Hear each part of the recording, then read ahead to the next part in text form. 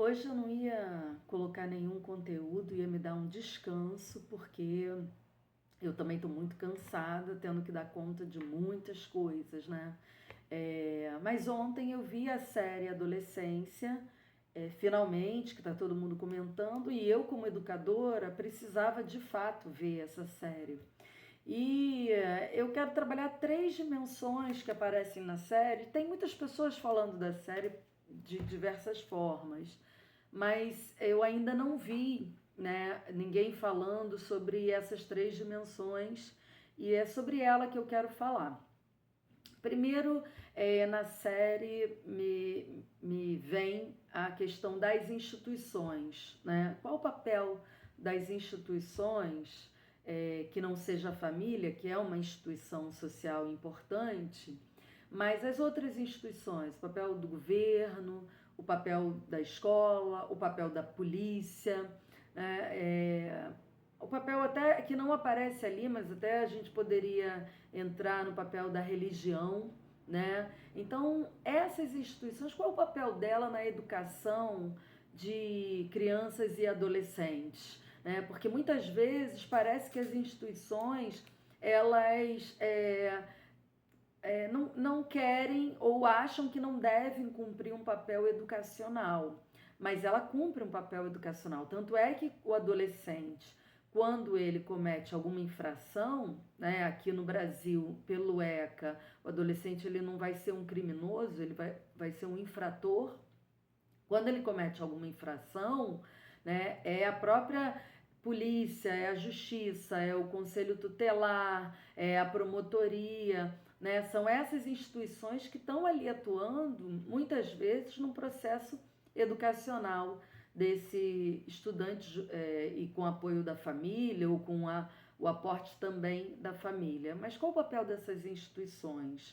Né? Depois, um outro elemento que é o papel da própria família, né? No último episódio da série, isso fica muito evidente, aquela família, como ela tenta existir, né? E aí a gente precisa ali tinha um modelo de família que é um modelo de família tradicional, né? Pai, mãe e filhos. Mas a gente sabe que existem muitos e múltiplos modelos de família. Então tem pai, mãe, filho, tem muitas vezes a mãe que está sozinha com os filhos, às vezes é a mãe, a avó e a criança, e o adolescente, às vezes é o pai com a avó, né? Enfim, existem múltiplas dimensões familiares, né? E essa família que é composta de pessoas, assim como o adolescente, assim como todas as instituições, que também são compostas por pessoas, está tentando existir nesse mundo, né? Então, como que essa existência ela se dá? É o que a gente vai falar daqui a pouco. E o papel da escola como uma instituição fundamental na vida de crianças e adolescentes, né? Não só porque a escola ela é obrigatória, então o próprio Estado obriga que a criança e o adolescente vão para a escola, né? Mas porque de fato, se nós observarmos, né, no mundo que nós estamos hoje, o lugar em que a criança ou adolescente, vou falar agora aqui só do adolescente porque esse é o tema, o lugar que o adolescente tem ainda, né, de diálogo é a escola. Muitas vezes o adolescente só tem a escola como local de diálogo. A gente não tem, né, no nosso bairro, no nosso meio, fora da escola, um lugar que seja tão privilegiado para um debate aberto, para que haja possibilidades de debates abertos sobre todas as coisas, que não a escola, porque a igreja ela tem ali um limite, que é a sua própria crença, ou qualquer outra religião. Eu falei igreja, mas pode ser qualquer outra religião, né? O que baliza aquela religião é algo em que se acredita. Então, como que o adolescente poderia ali questionar de fato alguma crença? Ele talvez não tivesse esse espaço, dificilmente, né? E a escola não, a escola é o lugar do convívio, é o lugar dos múltiplos aprendizados, é o lugar que precisa ser o lugar da escuta. E na série, né, aquela escola que aparece ali, que parece ser uma escola tradicional ali na Inglaterra, e que também não é diferente da maioria das escolas, pelo menos do mundo ocidental, pelo menos, né, que é da onde eu estou falando, né, no Brasil. É, mas aquela escola ali é uma escola que você observa que os funcionários, eles não se comprometem diretamente com a educação. A primeira cena é um garoto branco fazendo bullying com um menino negro, e o funcionário passa e fala: fulano, para com isso aí. E é isso, não se leva isso mais profundamente a sério, né? É uma escola em que os profissionais não entendem o que se passa nas redes sociais, que hoje é um lugar importante, né, para essa juventude. Então, os códigos que são ditos ali, eles não são compreendidos, as pessoas mais velhas, os educadores, não entendem, não sabem do que se trata aquilo. Então, me pareceu que pouco a escola deixa entrar esse mundo, que é esse mundo virtual, para lá para dentro, até para que se possa discutir, para que se possa conversar sobre aquilo, né? É uma escola em que a repressão ela é frequente, porque aí há um entendimento que eu pessoalmente questiono muito, né? Que é o entendimento de que a escola tem que passar um conteúdo, e é isso. E aí, então, o aluno tem que prestar atenção naquele conteúdo que vai ser passado e ponto.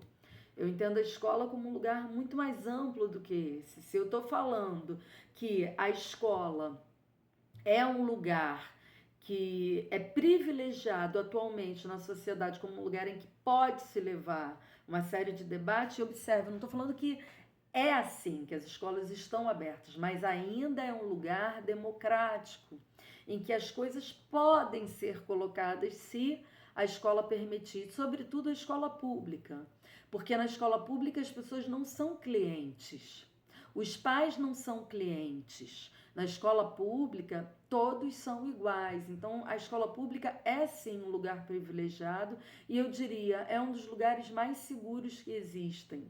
Porque parece que a questão da segurança, ela está dentro somente da lógica de que tenha segurança na porta. Estou falando de segurança numa visão muito mais ampla, que é aquela segurança de que aquele aluno, em que a escola vai ter atenção a ele, vai ser observado se está acontecendo alguma coisa com ele, e se a escola identifica que pode estar havendo algum abuso dentro da família, essa escola pública, ela vai remeter ao conselho tutelar, que vai remeter à promotoria pública, caso seja verificado que de fato tem alguma questão ali, que pode ser uma questão séria, que está comprometendo a vida desse aluno. Isso praticamente inexiste numa escola privada. Escola privada dificilmente leva problemas que ela identifica para um conselho tutelar, para uma promotoria, porque ela está lidando com clientes. Então, essa segurança, que é a segurança de que aquele profissional, ele não está ali com o seu emprego diretamente ameaçado, caso ele denuncie algo estranho, que é o funcionário público, que é o servidor público, que ele está ali por uma simples função pública. Ele serve ao povo, ele tem que servir ao povo, então ele tem uma série de obrigações, né? Então, esse servidor, que eu também não estou falando que ele está imaculado do que vem aí dos outros elementos da sociedade, não, ele é influenciado pela sociedade. Agora, o papel dele é um papel muito mais isento do que o papel de um profissional que está com o seu emprego ameaçado a todo momento. Por isso que eu defendo que o educador, ele precisa sim ser um servidor público. Ele precisa sim ter autonomia de fazer o que é certo e não do que vai ferir A, B ou C individualmente, como por exemplo um cliente, né? Então, ali o papel da escola, enquanto uma instituição que precisa estar fundamentada nos estudos, que precisa estar fundamentada nos debates e que precisa entender que a escola hoje tem uma função social elementar e necessária, que é ampliar os campos democráticos da sociedade. Ou seja, é ali, naquele lugar que tem que ser um lugar protegido para que todos, todos possam expressar os seus sentimentos, possam expressar suas dúvidas, seus questionamentos, possa trazer para dentro da escola as suas vivências externas, sim, e que aquilo que está acontecendo fora possa ser debatido dentro, para que aquele indivíduo volte para fora com outra perspectiva, com outro entendimento, com um entendimento que se comprometa com um debate amplo, com um debate aberto, com um debate democrático.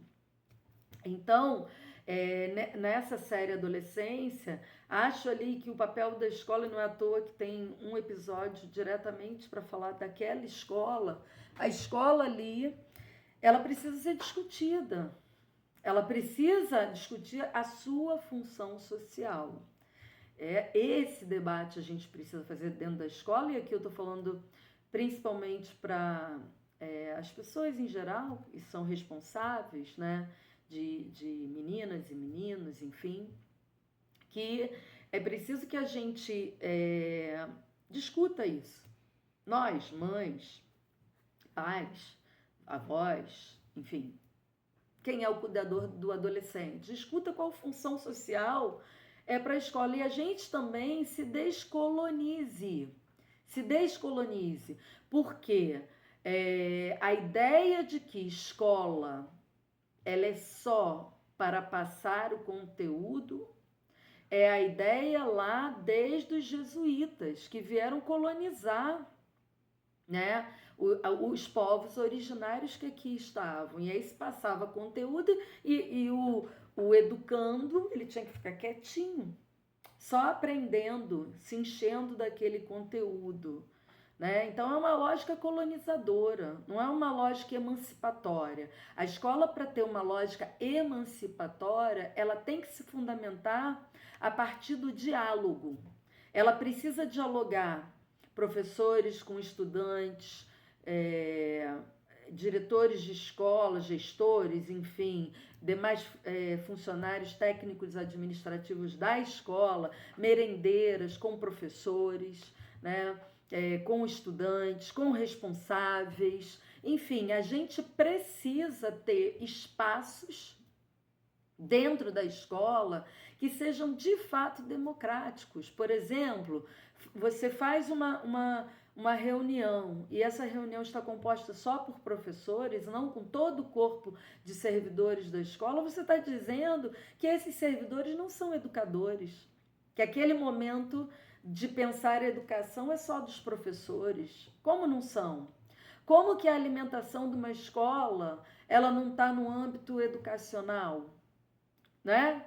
Como é que você não vai discutir o que se come quando a gente já sabe hoje que a ciência mostra que o que se come afeta nosso corpo físico e, portanto, afeta também nossas emoções? Como que a gente não vai discutir, né, a administração, a burocracia da escola? Se a burocracia da escola afeta a todos, muitas vezes a escola ela se faz muito mais burocrática do que reflexiva, e isso afeta a todo mundo. Como que não vai se discutir o que os jovens, os adolescentes fazem fora da escola? Como não vai se trazer isso para dentro? Como que ele não vai trazer as experiências dele de esporte, de religião, de vivências no bairro, né? Como é que ele não vai trazer isso para dentro da escola, se é parte da vida dele? E se muitas vezes, a maior parte do tempo, esse adolescente está dentro da escola. É ali que ele está. E como que vai se achar, como um dos diretores da escola da série diz, agora nós somos também psicólogos e assistentes sociais. Não, nós não somos psicólogos e nem assistentes sociais. Mas a gente tem que exigir que a escola tenha psicólogos e tenha assistentes sociais. E como educadores, nós precisamos ter escuta. Mas é uma escuta que é uma escuta afetiva.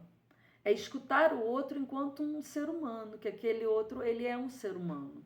Então, assim, a série, ela traz uma série de coisas e, para mim, traz um questionamento, que é aquela crença, né, que eu falo com meus alunos, são sensos comuns, né? É aquela crença de que quem educa é a família. Não, gente. Na sociedade, principalmente na sociedade em que nós estamos hoje, quem educa somos todos. Todos educamos. Nós não podemos, e no próprio Estatuto da Criança e do Adolescente, está claro isso aqui no Brasil, que nós não podemos ver uma situação de um adolescente fazendo algum absurdo na rua, ou sofrendo um bullying, ou sofrendo uma violência, e passar direto e fingir que não viu. Não, nós também somos responsáveis enquanto adultos, não é? Todos somos responsáveis pelas crianças e pelos adolescentes, todos somos educadores, e as instituições sobretudo, e o Estado sobretudo. O governador, ele é responsável, o presidente da República, ele é responsável, né? Os deputados, os vereadores, o prefeito é responsável pela educação dos adolescentes. Então, se o meu filho hoje consegue acessar uma rede social que não tem regulação, é responsabilidade do Estado, sim. Aquela rede social tinha que ter regulação. A televisão tem regulação, então por que a rede social não vai ter regulação? Tem que ter regulação, sim. Porque é preciso que o Estado também compreenda que não é um pai, uma mãe, um responsável, um avô, uma avó, que vai ter condições de sozinho lutar contra uma sociedade inteira. Porque também é exigido desse pai, dessa mãe, desse avô, dessa avó, desse tio, dessa tia, que alimente esse indivíduo, ou seja, ele tem que sair para trabalhar, ele tem que estar fora, e muitas vezes o próprio Estado não tem o cuidado, ele não cuida, né, coletivamente desses adolescentes que tanto diz, serão o futuro do país. Então, cuide do futuro do país, cuide do futuro da humanidade, né? Então, assim, não estou aqui tirando a responsabilidade das famílias, não. Nós temos as nossas responsabilidades, sim. Mas o que eu estou querendo dizer é o seguinte: é impossível que nós tenhamos uma quantidade de olhos para esta quantidade enorme de informações que chegam aos adolescentes numa rapidez absurda, que a gente tenha controle disso tudo. Não dá. É preciso que a sociedade inteira se envolva nisso. É impossível, né? Vou dar um exemplo. Hoje, por exemplo, a gente dá celular para os nossos filhos muitas vezes para garantir a segurança dele. Existem aplicativos, eu já falei aqui no canal, que você pode monitorar tanto que o adolescente vê, você pode bloquear e você monitora onde ele está, né? Ele aparece no mapa. E você sabe, você está no teu trabalho, mas você sabe onde aquele adolescente está, porque você está vendo no mapa do celular dele, você fala com ele, e você está vendo, né? O próprio aplicativo, se você quiser, e eu acho até melhor, ao invés de você dar dinheiro diretamente para o adolescente, você coloca ele num aplicativo de banco, que você coloque ali um dinheirinho que ele vai usar e fale para ele, use o cartão, porque você controla, você vê aonde ele está gastando o dinheiro dele, não é? Tudo isso você tem hoje em dia. Então, muitas vezes os pais dão um celular para o adolescente exatamente para conseguir ter um pouco mais de controle, né?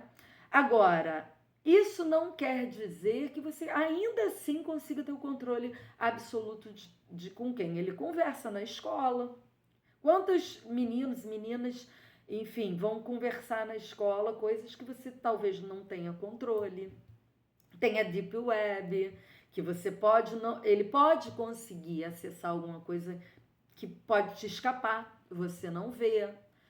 Então, tudo isso. Agora, um elemento da série que eu achei muito importante, mas muito importante, e que eu acho, né? Acho não, eu tenho certeza que a gente pode e deve ter controle, é que aquele jovem, aquele adolescente e aquela adolescente que sofreu o crime, eles estavam num estacionamento próximo à escola às 10 da noite.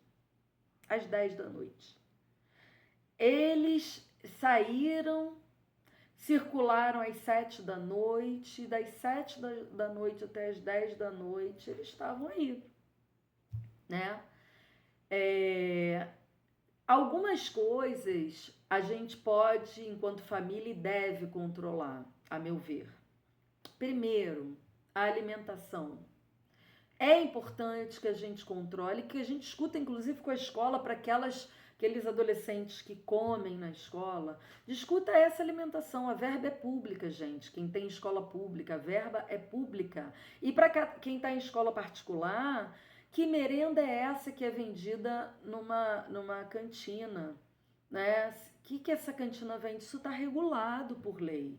Mesmo a escola particular, ela tem que cumprir a lei de merendas mais saudáveis. Faz diferença, Simone? Faz, porque a gente sabe que o açúcar agita, a gente sabe que muitas vezes uma alimentação baseada em gordura, em açúcar, além de fazer mal para a saúde do nosso filho e ele poder ter algum problema sério de saúde, né, que paralise a vida dele por um tempo ou que cause situações nele físicas que levem a ele a sofrer bullying, que levem ele a sofrer uma série de pressões sociais, né? Então, a gente sabe que isso acontece. Então, controle da alimentação é fundamental.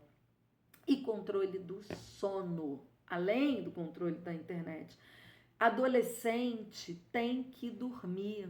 E faz diferença, sim, dormir tarde ou dormir cedo, porque nós sabemos que se o adolescente ele acorda cedo para ir para a escola, ele não pode dormir tarde porque ele precisa de 8 horas de sono.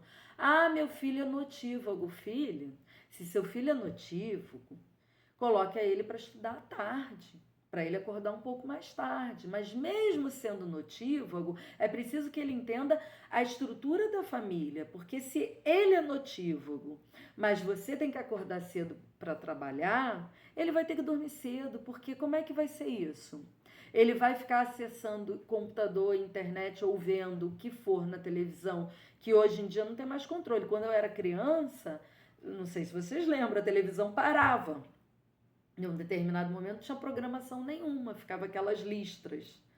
Hoje não, é programação 24 horas. Então, mesmo ele sendo notívago, vai ter que discutir com o pediatra dele, com o médico, o seguinte, olha, ele vai ter que dormir cedo.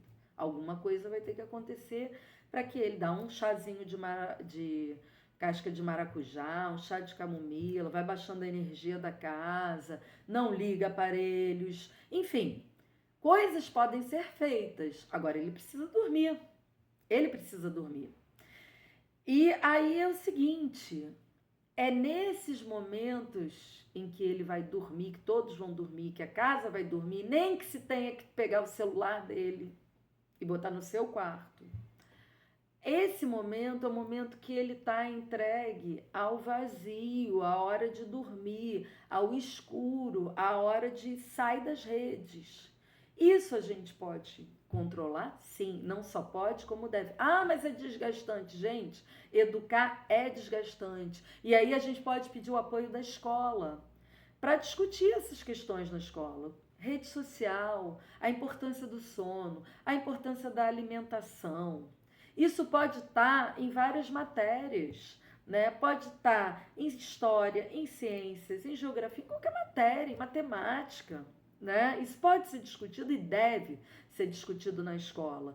Então, assim, o trabalho da educação, ele envolve todas e todos e todes, né? Não é de uma instituição só, não é de uma pessoa só, nem de duas, nem de três, é de todas, todos, todes, enfim, envolve a todo mundo, gente. E isso a série nos traz. E por fim, para mim, nos traz também o lugar do afeto, né? A gente vai ter que sim parar as nossas atividades muitas vezes para conversar, para ouvir. Mas, sabe, isso é uma coisa que a gente que é mais velho tem uma ânsia de explicar muito, de tentar falar muito, né, para o adolescente. Mas tem momentos que é melhor a gente simplesmente parar e ouvir. E intervir só naquilo que bateu no seu ouvido e ficou. Às vezes é importante esperar. Ouve, ouve, ouve. Ouve, ouve, ouve. Passa dias, ouve. Em um determinado momento, numa determinada oportunidade, aquilo que você ouviu, que está aqui, você vai poder entrar, fazer uma intervenção cirúrgica para que aquele adolescente preste atenção no que você está falando, né? Então isso é muito importante. E o afeto? Eu acredito muito no afeto do amor, sabe? Abraçar, abraçar o seu filho, sua filha, seu neto, sua neta, sabe? Dar carinho, demonstrar fragilidade, sim. Dizer para ele ou para ela, enfim, estou cansada. Hoje eu estou muito cansada. Eu preciso do seu colo, meu filho. Eu preciso do seu colo um pouco. Você pode me dar um pouco de colo? Você pode pegar uma água para mim? Porque ele precisa perceber, ele ou ela, esse adolescente precisa perceber que ele também tem um papel ali naquela família, que ele também pode ser um indivíduo importante para dar um equilíbrio. Claro que não é jogar tudo sobre ele, não. Claro que não. Mas dentro do que esse adolescente pode, dizer para ele, olha, nesse momento você pode fazer algo por mim, nesse momento, nesse pequeno momento. E aí aquilo para ele será muito grandioso, tenha certeza disso, será muito grandioso. Então esse afeto que eu falo, do afetar e deixar ser afetado. A gente precisa deixar ser afetado.